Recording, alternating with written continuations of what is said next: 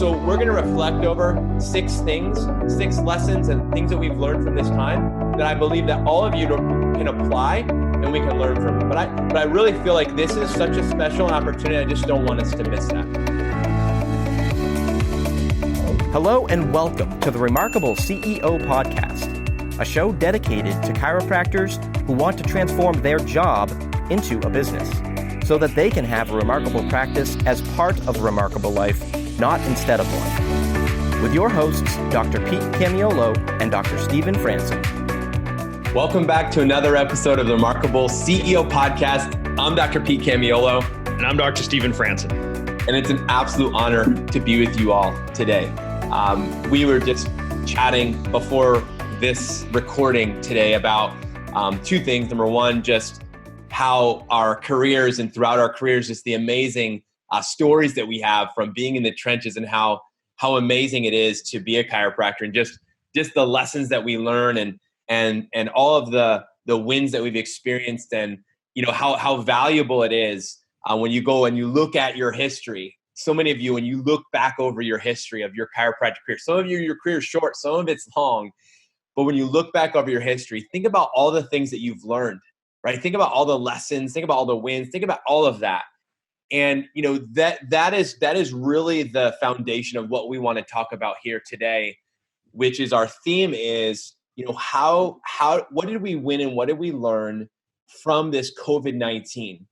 And we want to take some immediate inventory here. Now we're going to look back in 5 years and we're going to be like, remember back in 2020 during Q2 when the bomb hit of COVID and then all that was going, we will have that to talk about.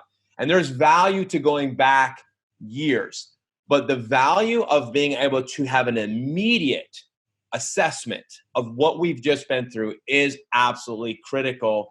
And so we want to spend some time today going through the lessons that we've learned, the wins that we've had, but also what are we going to be doing, taking from this time moving forward. Doc, this is such an important behavior of a remarkable CEO. It was such a natural conversation that we just flowed this morning talking about, a historical view.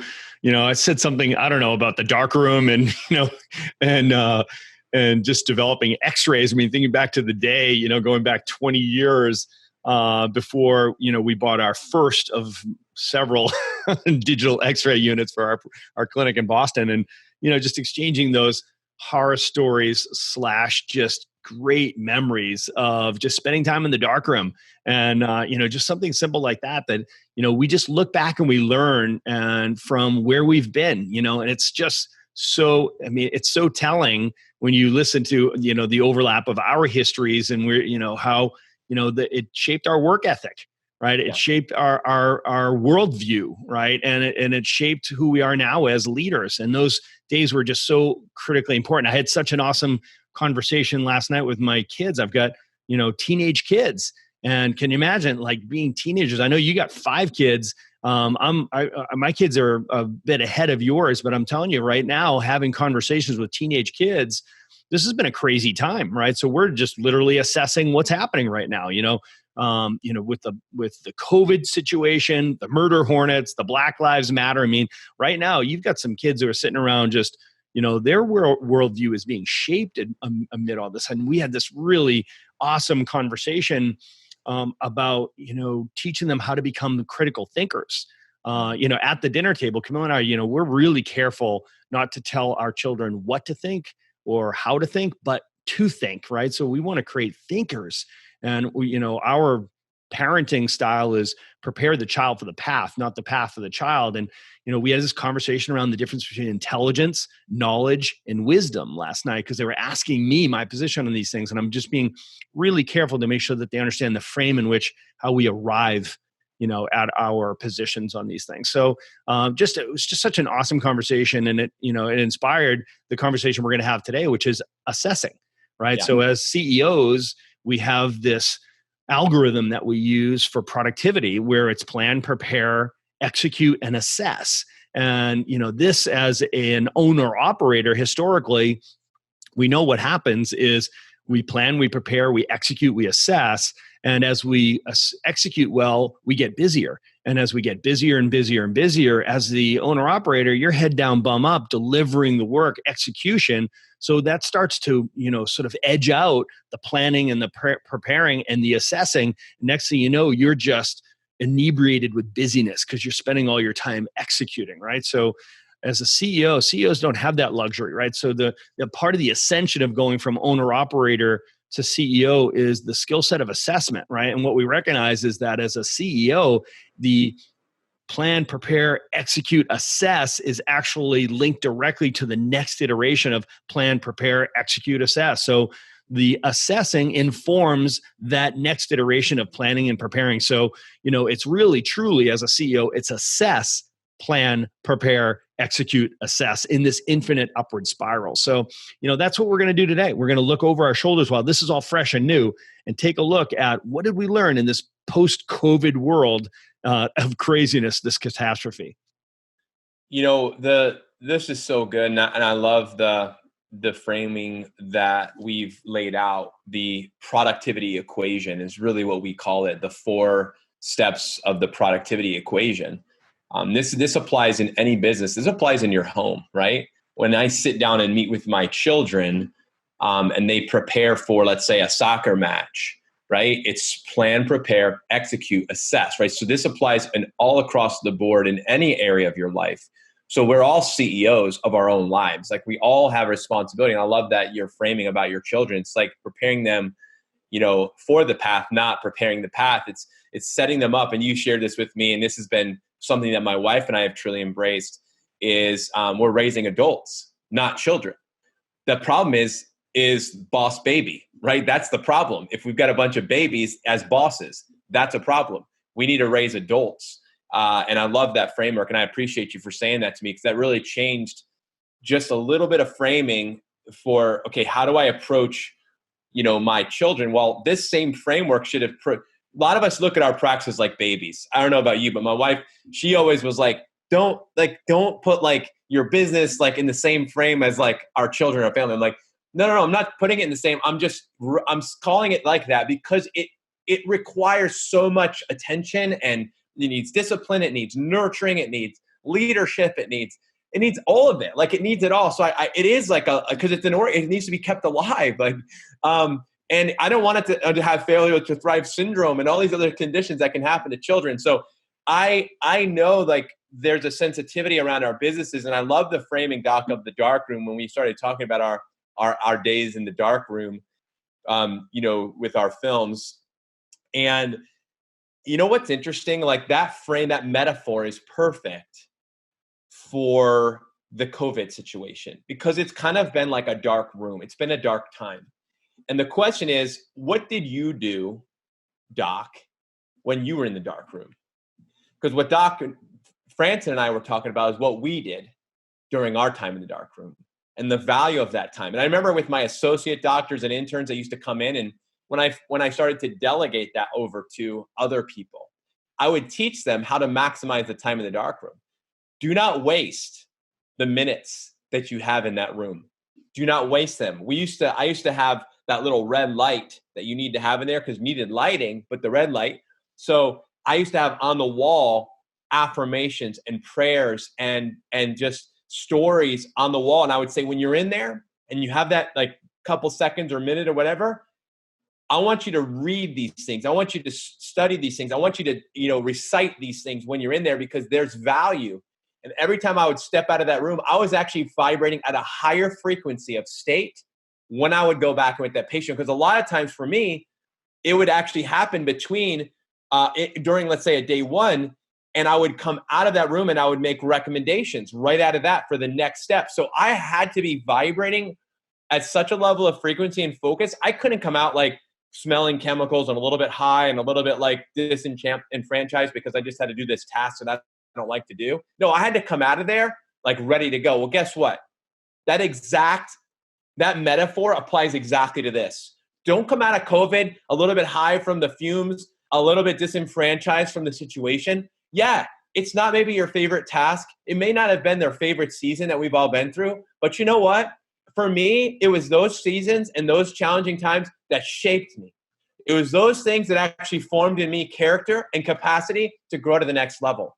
And I truly believe that this is an inflection point for many businesses, not all, but many, and those who embrace what we can learn during these times. And so we're going to reflect over 6 things, 6 lessons and things that we've learned from this time that I believe that all of you can apply and we can learn from. But I really feel like this is such a special opportunity. I just don't want us to miss that.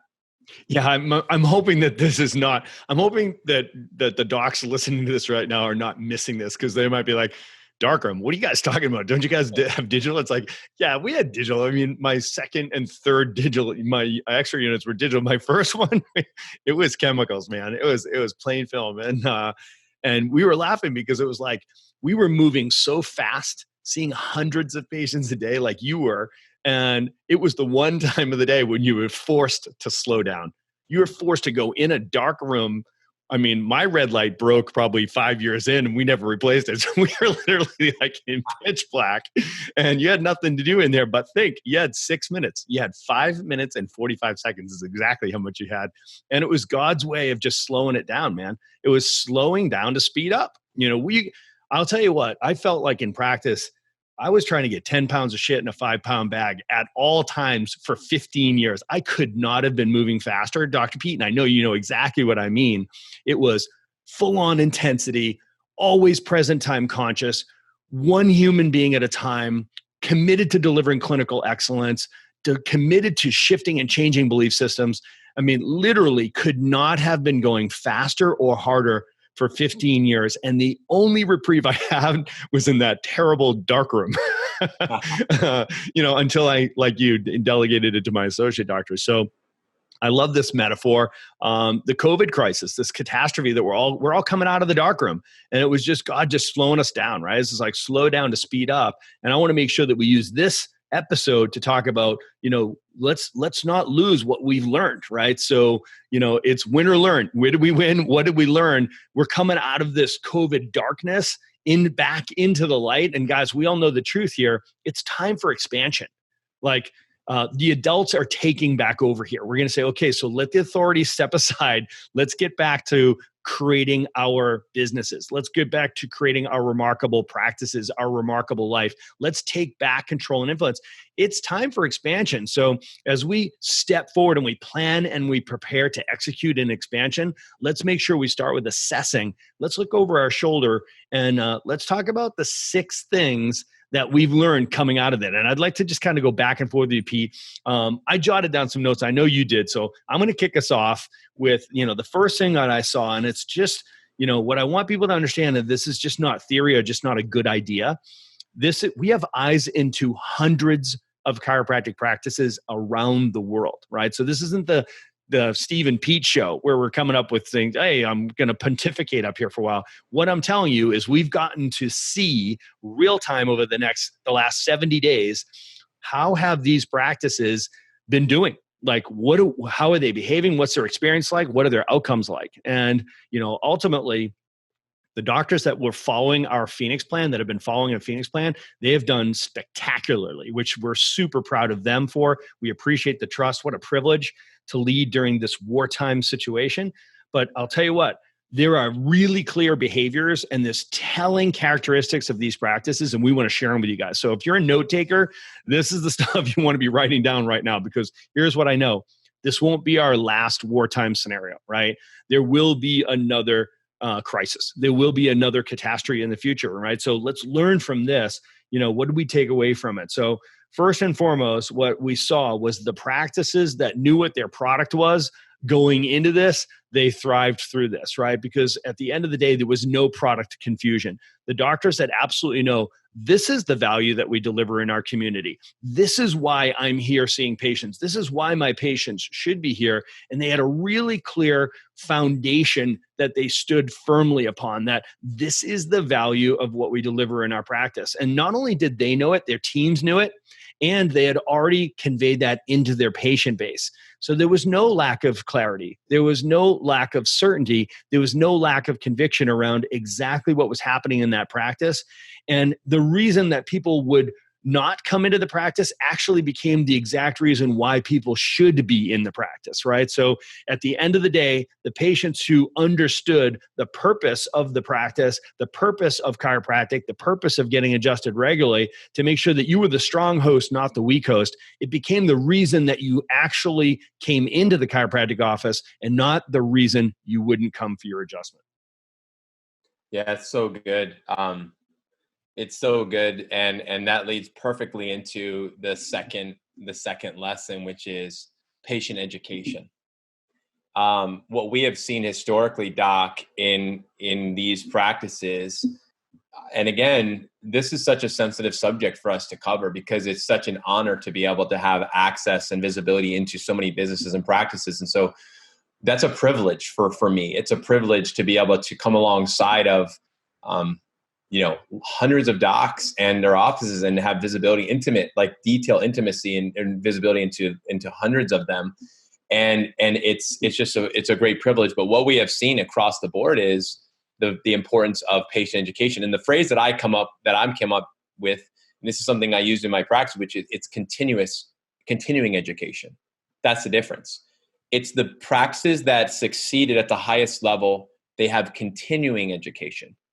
It's not just patient education, it's continuing education. It's not just education at the beginning, it's continuing education. In other words, it's ongoing. There was never an end. If you've been in the practice for 10 years, I'm continuing to educate you. If you've been here for 10 minutes, 10 days, I'm continuing to educate you.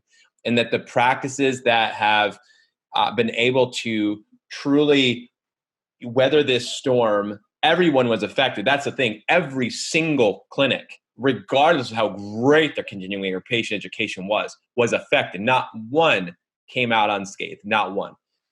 However, those who were able to stabilize the quickest and then reactivate at the quickest pace and get back to quote unquote some level of normalcy, it was deploying the Phoenix plan. But what we saw when we looked back and we assessed, how come this is happening for you at this pace and how come it's happening like this?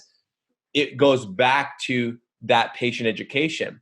It was, what did you win them with and what did you win them to? It's, what did you say at the beginning of your relationship? And was that the same things you were saying even months and years into the relationship? And those who had a thread of continuity, of consistency, of messaging across the board, those people were the ones that we saw that really win. So if I look at this situation now and it's today, okay, Doc, well, how do I apply this today? Here's my moment for you. If you haven't, start now. Start now. Let's step our game of patient education up. And we don't have time to dig in all this today. This is just a podcast. So this is not a coaching call type of thing. But the reality is that that's going to be that's what will change the legacy of your business moving forward, is the ability to not only patient educate at the beginning, let's say, of a patient's journey, but it's the continuous education, that continuing education and the consistency of your teaching and your message, the empowerment. To empower means to transfer authority. And the doctors whose offices had the patient dependent upon them suffered the most. Those who empowered, which was you transferred the authority, the ownership of my health to the person who comes in. You are now responsible for your health. I'm giving you the keys to the vehicle. Those people we have seen historically have responded very, very quickly coming back from this. So moving forward, that's a major lesson learned. Okay, let's take a quick break and talk about Chiro Matchmakers. Chiro Matchmakers will help you find the right person for the job. If you're looking to hire the ideal chiropractic assistant, Chiro Matchmakers will help you find the specific person missing from your team so that you can get back to using your talents to serve more people. Or if you're looking to hire the ideal associate doctor, CMM can help. Chiro Matchmakers helps chiropractors like you find the ideal associate doctor to unlock your practice potential and get you the freedom that you desire. To learn more, go to chiromatchmakers.com. And now let's jump right back into our conversation.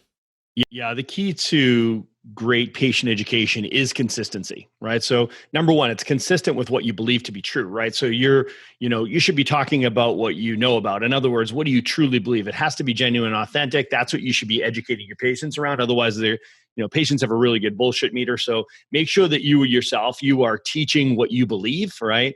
But then it's the consistency as the new level of intensity. You have to stay consistent all the way through. Like, Dr. Pete, I love what you said there, whether it was 10 minutes, 10 weeks, 10 months, or 10 years, you're always converting that person. And what are you converting them to? You're converting them to the next step for them, right? So there's always a mindfulness of where are they in that patient arc?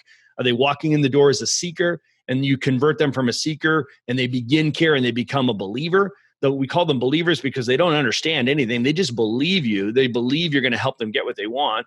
You then, that's when the heavy lift begins, the front end investment of take that believer and turn them into an understander, right? And then as you take that understander, going from a believer to an understander, these people, they understand chiropractic. So once you understand chiropractic, you want chiropractic, right? So these people are like gathering up helium balloons, right? So, and then the next level after an understander is turn them into an ambassador, right? Somebody who tells everyone they know, right? So there's that whole patient arc, and there's a consistency to the education that takes them through that arc.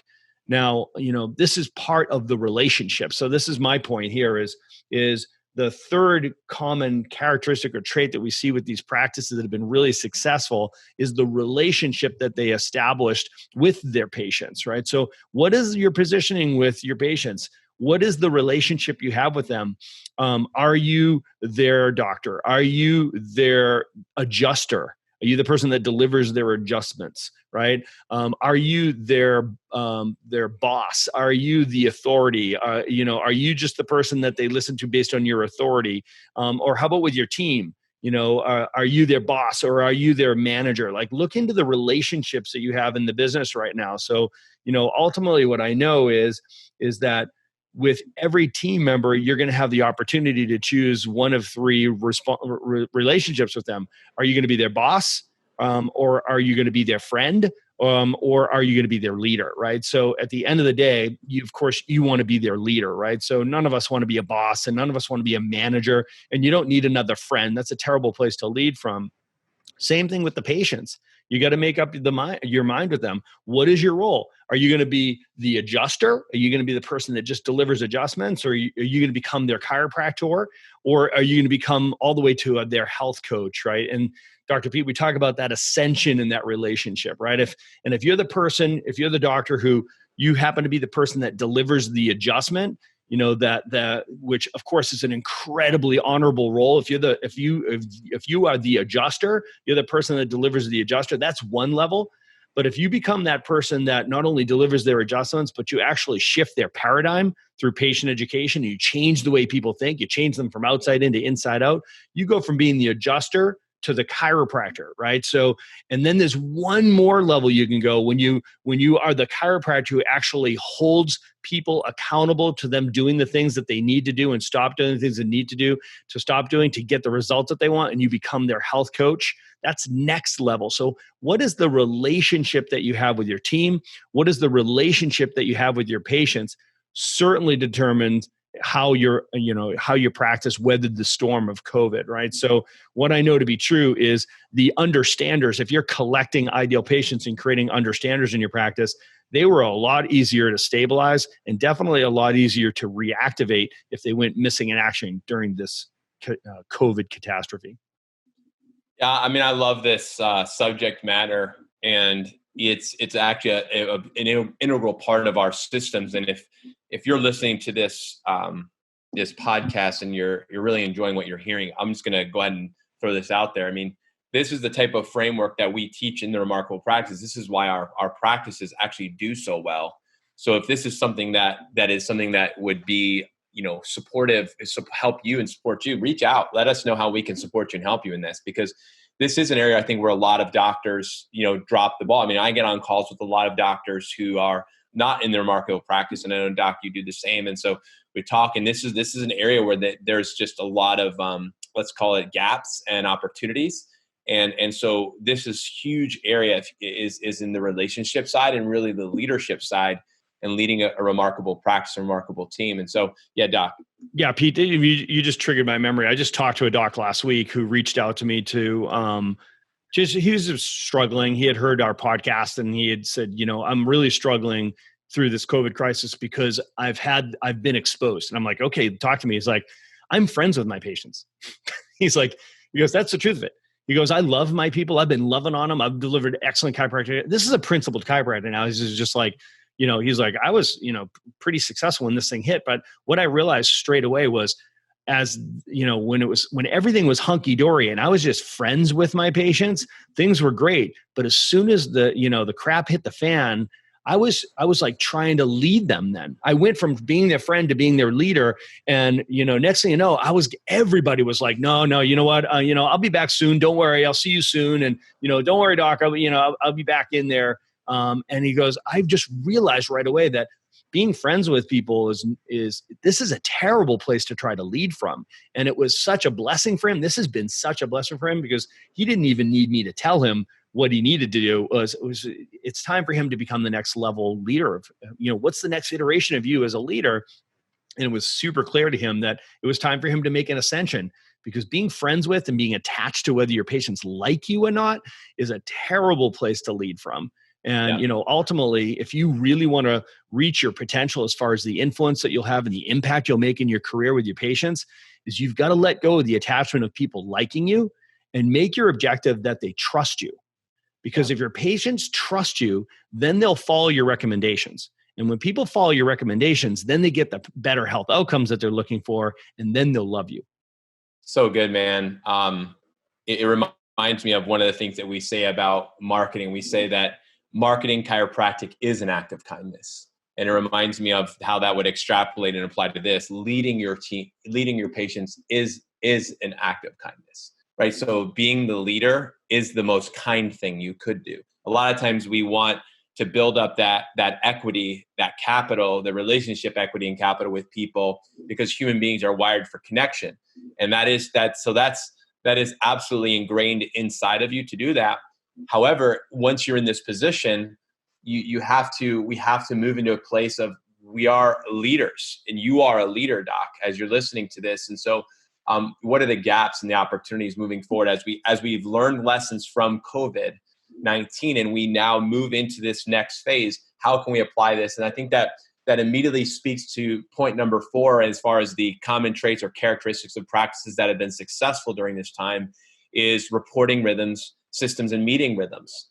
Reporting systems and meeting rhythms. Now, this is, if you've been a regular listener to our Remarkable CEO podcast, this is something you're like, I think I've heard this before. Yes, you have. And hopefully you have heard it several times before, because we like to repeat ourselves, especially with things that are really important. So we've talked about how, the owner-operator is differentiated from a CEO. And there isn't a season for owner-operator to be developed. You have to go through that. Like we've talked about, there's 4 seasons in the chiropractic career. There's launch, build, scale, and exit. And you don't escape anyone. You don't bypass. There's no fast track. There is a way to go through it. What we say, there's a more remarkable way to journey through each season. And that's what we help people do. But the owner-operator, it's we like to say, head down, bum up. And really, when it comes to that, it's about brute force and about controlling the situation. We control it through just brute force. So for many of you, if you're in let's say that season, the grenade gets thrown into your barrack and you jump on it, right? That's what you do. You're like, I'm taking one for the team. I got this. And so, and I think there was probably a little bit of an element of some of that for all of us. I mean, Doc, you and I could talk about how we had to take some bullets and grenades over this time. So there is an element of that regardless. But the owner-operator, that's how we do business. That's just how we do it all the time. Pre-COVID, post-COVID, during COVID, I'm jumping all over grenades and I'm just taking it for the team all the time. That's the kind of the in a sense, the way that we journey through it. The way that we escape that and we move into how a CEO does things is a CEO controls through leverage. That's how they do it. And the way they do it is actually through these 2 things, reporting rhythms and meeting rhythms. So the reporting rhythm during COVID actually gave you visibility into what was actually happening. One of the things that we advised during this time was to get organized of all the people that have went MIA. and let's put them on a sheet, and let's start categorizing these people. They're all human beings with a story who we have a relationship with. Let's start organizing them and starting getting very clear on where these people are at. And that will then inform how we're going to move forward with that relationship. So that was just an example of a framework. And we gave you a tool. It was part of I think one of the podcasts. It was definitely part of our Phoenix plan package, which was, here's a tool to help you organize the people, the individuals, the relationships. So now you and your team, who actually was taking responsibility for this project, have visibility into what's going on. And this information that flows to you as a CEO gives you real time. Here's where we're at right now. Here's where we're at. And now I can make very specific decisions, informed decisions. So what? 1 part gut, 2 part data. I make data-driven decisions. Yes, my gut is in it, but I'm definitely moving with data, not just gut, based on some visibility as an example. And then you've got the meeting rhythm. So we have data that we collected, for example, like who's on the MIA sheet. Now we have a dedicated time to actually meet about that, to discuss that, and to decide. We IDS it, right? We identify what's the situation. We discuss, all right, guys, here's what's going on. Here's what we're going to do. And then, all right, let's make a decision. Okay, everybody ready? 3, 2, 1, let's go. And then we go and we circle back. So that process is how the CEO uses leverage to lead their team moving forward. So that was a lesson that we saw with our docs who are doing that. Just the amazing smoothness of this time. Even if some of their team, let's say, was laid off or it was working remotely, they were able to continue moving forward with those rhythms. And we saw that was a huge win and lesson that was learned. So moving forward out of this situation, docs, it's about those reporting systems and meeting rhythms being in place. Yeah, this is a pathology that I can certainly empathize with. As an entrepreneur, we're all control freaks. And granted, there's a continuum. I'm far right spectrum on this one, but at the end of the day, what we really need, what we really want, the real appetite that we have, and when we say control, is we're really looking for visibility and accountability. That's what we really mean when we say control. And as the owner operator, we don't know any better other than to invest our own brute force, our own horsepower, our own time, energy, focus, and sometimes our own money to jump on that grenade, like you said, Pete, right? So, we know that feels good because it gives us that control right away, but we also know that that's not sustainable, right? So it comes at too high of a cost, and it's definitely not scalable because you're not scalable. It's not durable by definition, and therefore it's not going to be transferable, right? So our commitment here in the Remarkable CEO program is to make that identity shift, which comes with a behavioral shift. And the behavioral shift is I'm no longer willing to invest a pound of my flesh to have control. I've made the decision. I don't behave like that anymore, right? I behave like a CEO, which means I use leverage. And by leveraging things like reporting systems to give you the visibility and the meeting rhythms to create the accountability that you desire. We call it control, but that's really what we're looking for. So, and I love that. And, it's one thing to have that in peacetime, right? To create that culture and sort of train that into yourself and into your team. But it's a totally different thing to have it in wartime, right? So I love what the Navy SEALs say, Dr. Pete, is that when the pressure is on in wartime, in battle, is in combat, you don't revert to what you revert to what you trained on, right? So it's so important that you've got your culture established. You've trained this into your system, right? That we have these mechanisms in place not only when it's blue skies, but really after that Pearl Harbor moment when it's not blue skies anymore and all of a sudden the stress is on, those mechanisms are in place. Those mechanisms are there for you to lean against, right? So when you don't throw the baby out with the bathwater during wartime, and although the content and the conversations and the materials might change during wartime, the structure is there for you, right? And it gives you that visibility and that accountability. Awesome, man. I love the subject matter, right? So, and this, of course, this is how we, utilize our team. Because as CEOs, we recognize that the key to us being a CEO and for all of this to happen is that we have to surround ourselves with A players, right? So this is a big investment that we make is by saying, I'm going to surround myself with A players because as the CEO, I know that I have to systematize everything. I have to delegate really well. I have to invest in training and developing my people. And then I've got to trust but verify, right? By trust but verify is like, I've trained you, here's the systems, and now I trust you, go do the work, but verify through your reporting systems, right? So, man, this is something that I saw at Dr. Pete was the practices that recognize that before and during COVID, they had invested in their team. And by investing, I mean investing all 4 limited resources: your time, your energy, your focus, and your money. It is without a doubt, this is the best ROI you could possibly find in your business, right? So everybody thinks marketing is like the best ROI. No way. Marketing is a distant second. The best investment you can make in your time. Where do you spend your time? Who do you spend your time with? What do you spend your time doing as CEO? Develop your people. Surround yourself with great people. Develop your team, right? So your time, energy, focus, and your money, invest in your team. When times are good, lean in, invest more in your team. Okay, up the ante. When things are tough, when things are bad, when you go from peacetime to wartime, lean in. This is when you invest in your business. So people talk about invest in your business, not in the casino stock market, right? What does that mean? It's like, hey, listen, this is a time when you can invest in your business, right? So nobody has, or there's no investment that you have that's going to give you a better return than your own business. When do you invest in the stock market? When stocks are down, not when they're up. When do you buy? When they're down. When do you invest in real estate? When it's down, right? So when your business is going through a struggle like this, it's not time to start laying off people, right? It's not time to let's cut all our expenses and start with our team. No way, man. You want to protect your business and preserve your team. And those businesses, those practices that did, man, they're flourishing right now. Yeah, I mean, it's such an important thing we talk about when we talk about the 6 sides of the Rubik's Cube of the business, that we are always looking through all 6 sides. People is paramount. And as we transition to being the CEO, it's very, very clear. And with this COVID situation, we've had, even as you talked about, that doc called, he's like, man, I've been exposed.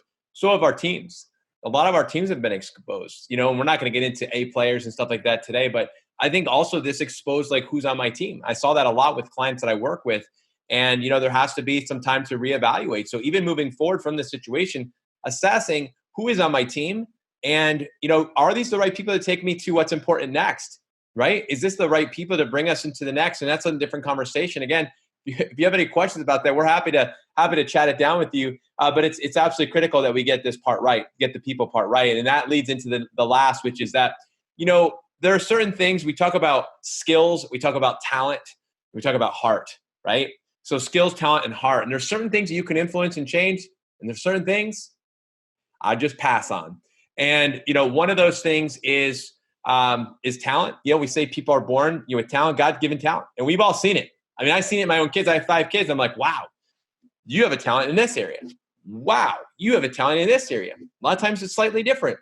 And so we're all that way. And you know what? That's amazing. It's a genius you've been given. You've been given a gift, and it's something you're born with.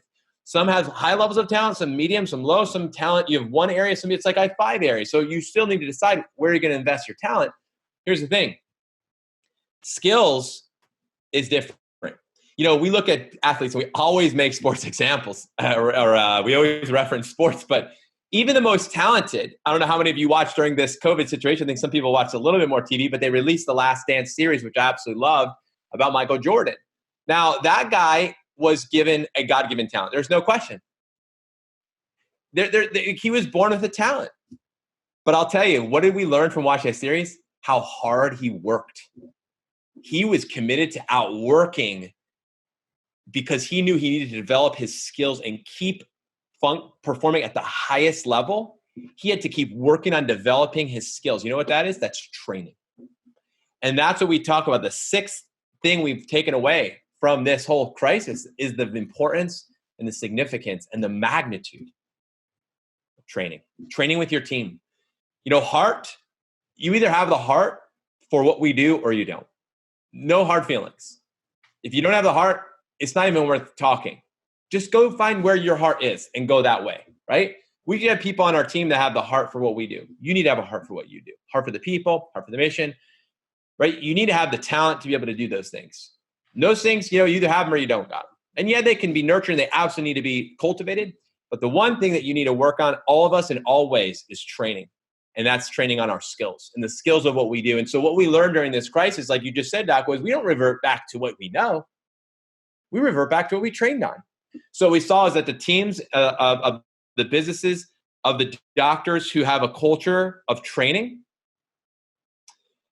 they needed to tweak and pivot the training focus.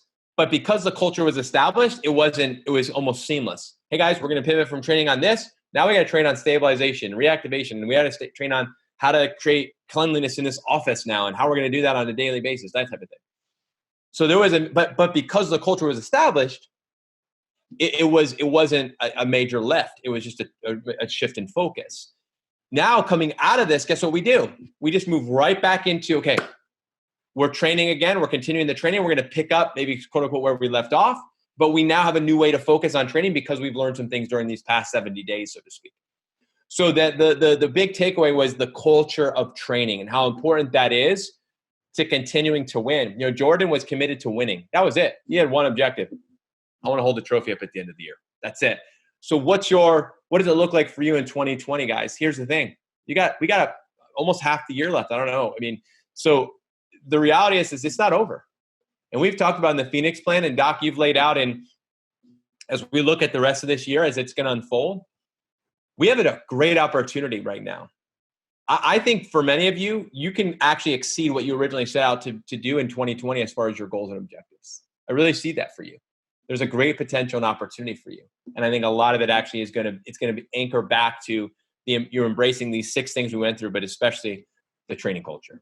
Yeah, there's no doubt about it, Dr. Pete, we had high hopes and expectations, once we got our Phoenix plan organized, that if doctors would simply follow this, if they will comply, if they'll lean in, because good ideas are great, but execution's everything, right? So if they'll actually execute against this, they're going to go and grow. And this could actually be just a squat turning into a jump, and they could actually finish stronger in 2020 than they had originally hoped. And I think we both agree that chiropractic right now is positioned just perfectly to step into the gap that's been left in the marketplace, right? So there's a crowded and confused marketplace right now that's, scrambling around and competing agendas and conflicting experts. And, we've gone from this shock and awe that creates fear in the community to now just this frustration that comes from the confusion and the contradiction that's coming from the so-called authorities and experts, right? So what a perfect opportunity for chiropractors to step out into that light,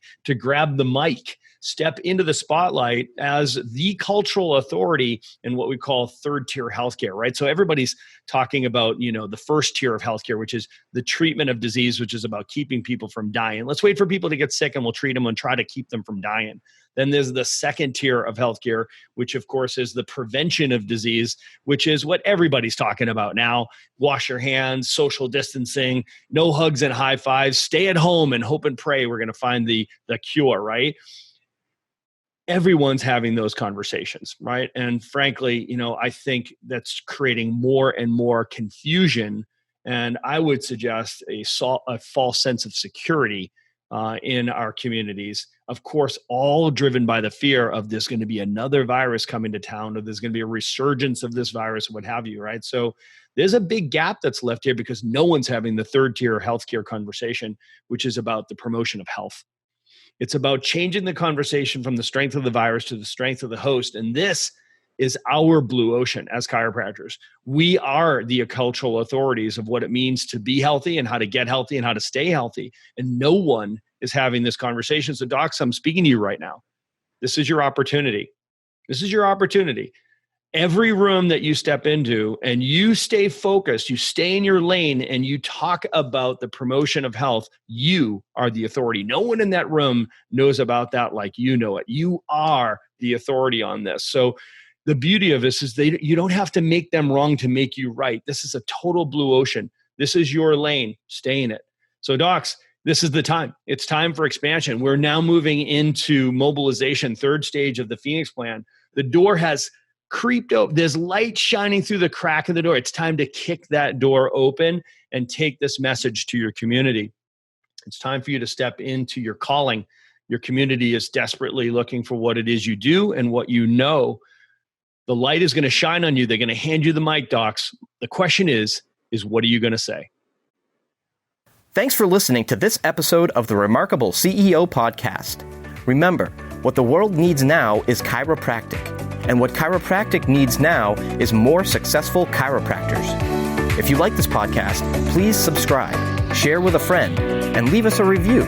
And if you'd like to connect with us personally, direct message us on Facebook, LinkedIn, or Instagram. Now go and be remarkable.